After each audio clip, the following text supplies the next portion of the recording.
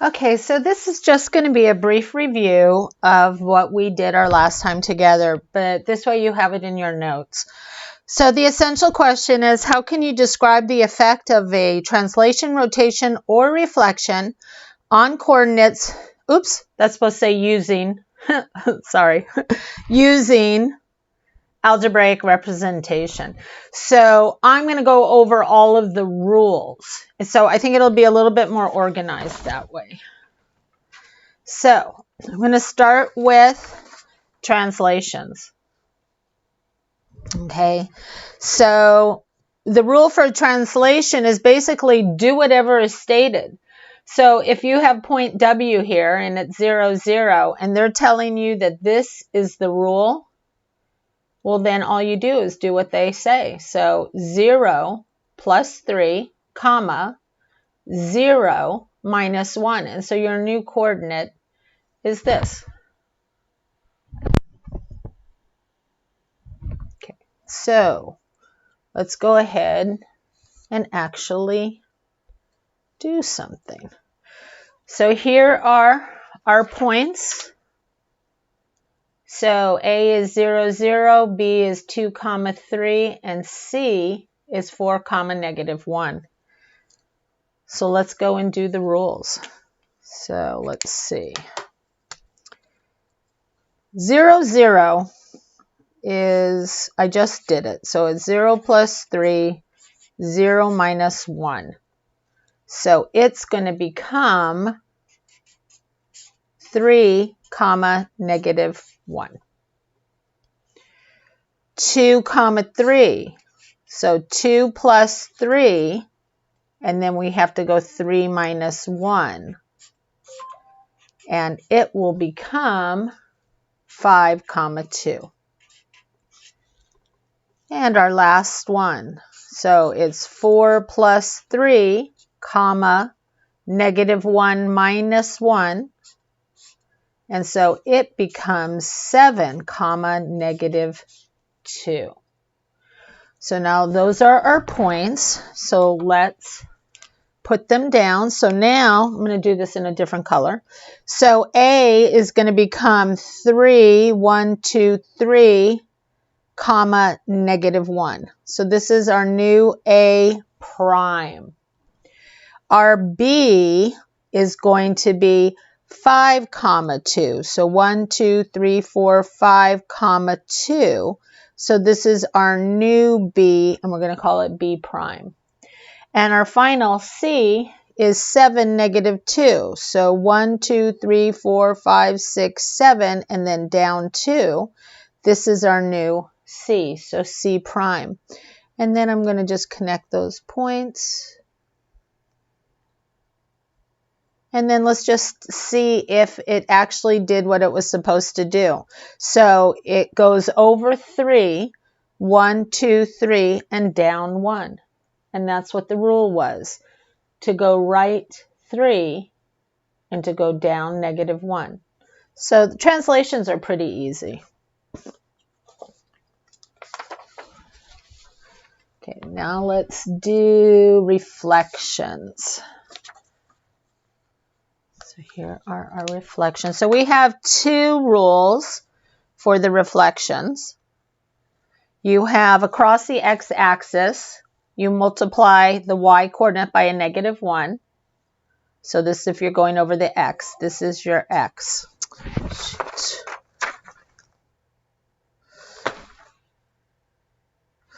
Okay, and if it's across the y-axis, then you multiply the x coordinate by a negative 1.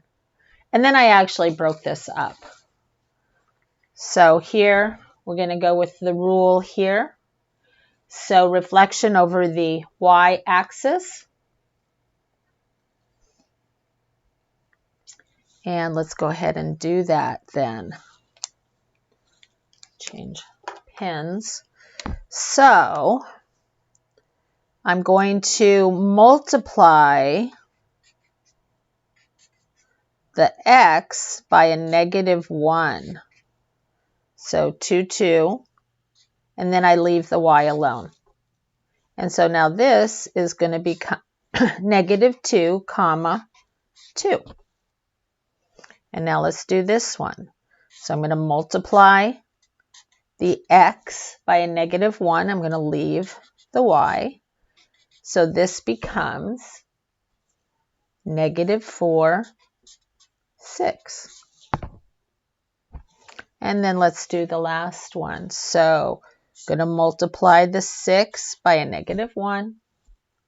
Not going to do anything to the 2. And this becomes negative 6, comma 2. So now here are our new coordinates. So let's go ahead and let's graph them. So we're going to go, A is going to become now negative 2, 2. So this is our new A, and we're going to call it prime. Our B is going to become negative 4, 6.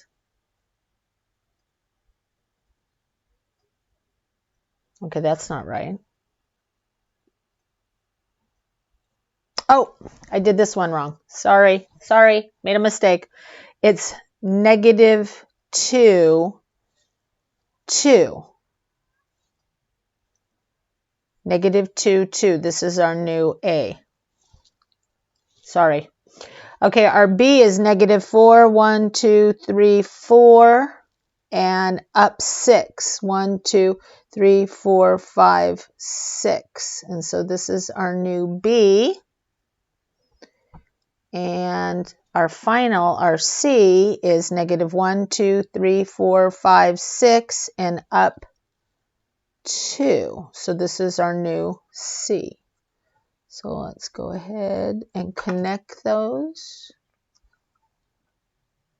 And there you go. So you reflected over the Y. Well, let's do the rule over the X. So for this, we're going to multiply the Y coordinate by a negative 1. So this is going to become 2, comma, negative 1 times 2. I'm using the same thing. So this then becomes 2, negative 2.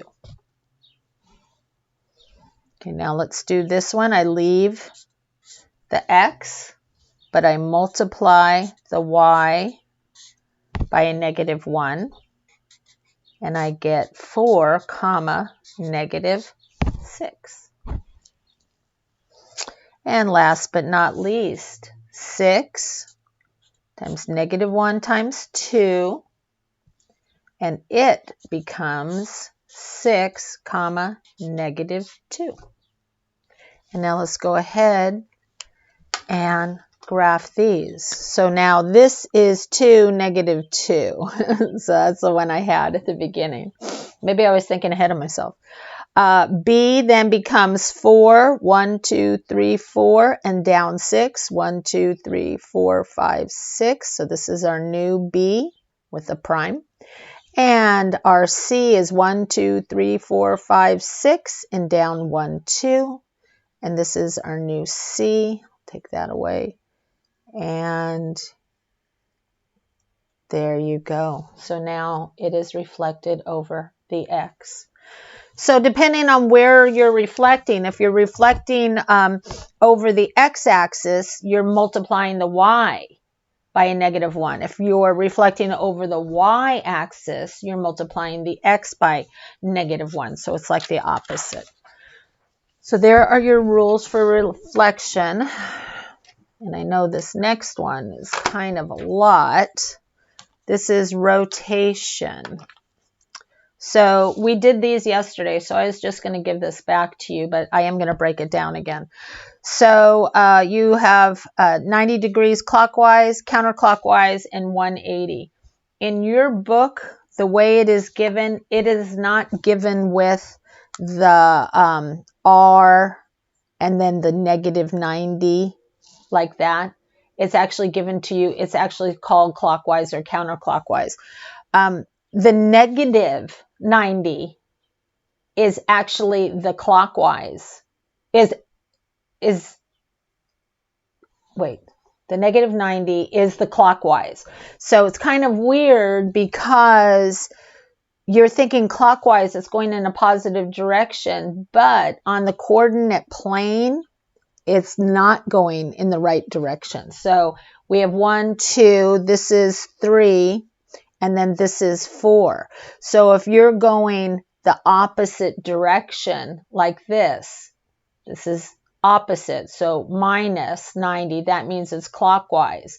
If it's a positive 90, it means it's going in this direction and it's counterclockwise. But if you look at how the numbering of the coordinate plane is, it goes 1, 2, 3, 4. So this is the order. But anyways, we're not going to talk about that there. So here you have this. We discussed this yesterday, but I'm going to now break it down. So let's go with this first one. Can't break the papers apart. Okay, so this is your rule for rotation in a clockwise motion. So the rule is you multiply the x by a negative 1 and then you switch the order. So I picked 0, 0, so guess what? It leaves us one less thing to do because 0, 0, no matter what you do, multiply by a negative or switch, it still remains the same. But the 2, 3 does change. So multiply the 2 by negative 1 and then reverse the order. So it becomes 3, negative 2. 4, negative 1. We're going to multiply the x by a negative 1. We're going to leave the y, and then we're going to change the order. So the order is negative 1, negative 4. So now we have our 3 new points. So let's go ahead and graph them. So our A is going to stay the same, A prime. The B now is going to become 3, negative 2. So 1, 2, 3, 1, 2. So this is our B. And our C becomes negative 1, 1, 2, 3, negative 4. And so now this has moved 90 degrees in a clockwise motion. You could kind of look at, if you look at B and you look here, it's like at a 90-degree angle. Okay, so that's for clockwise. So now let's do counterclockwise. And let's see. So glad I picked that 0, 0 because we have nothing to do there. Okay, so now we're going counterclockwise, which means that you're going to multiply the y by a negative 1. So you leave the x, but you multiply the y by a negative 1, and now you reverse it. So it becomes negative 3, 2. We're going to do the same thing here. We're going to leave the 4, but we're going to multiply the y by a negative 1, and then we're going to reverse the order. So negative 1 times negative 1 is 1, and then the 4. So there's your new points there. Okay, so let's do this. So our A still going to be there. Now, because I'm putting a third thing down, I'm now making my prime look like 2 instead of 1. Okay, so now we're going to go to negative 3, 2, 1, 2, 3, and then up 2. This is our new B. And our C is 1, 1, 2, 3, 4. And this is our new C. So let's connect those together. And there you go. And last but not least, and I'm going to erase this now, is our rule of 180. So the rule here is you multiply the x by a -1, you multiply the y by a -1, you do not switch. So still using the same coordinates. So this is going to become -1, times 2, and -1 times 3. Ignore that.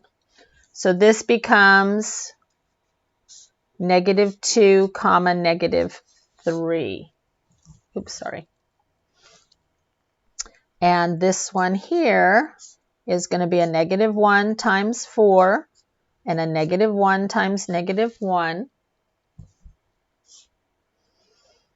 And it becomes -4, comma, 1. So I'm going to kind of shift over here. So that's going to go there. Let me do the original. So the original was 0, 0, 2, 3, and 4. 1, 2, 3, 4, -1. So this was the original. So that's A, B, and C. So now let's do our new ones. So A is still 0, 0. But our new B is -2, -3. 1, 2, 3. So this is our new B. And our C is -4. 1, 2, 3, 4, and 1. And so let's connect these. A little bit of glare. And that's our new triangle that went 180 degrees. So I know that you noticed in the video they had 270 degrees.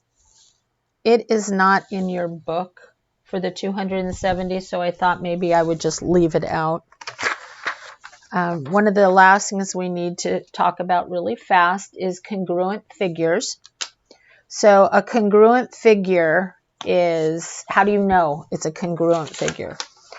Well, if one figure can be obtained from another by a sequence of translations, reflections, or rotations, they are congruent figures. So, for instance, these two are congruent figures.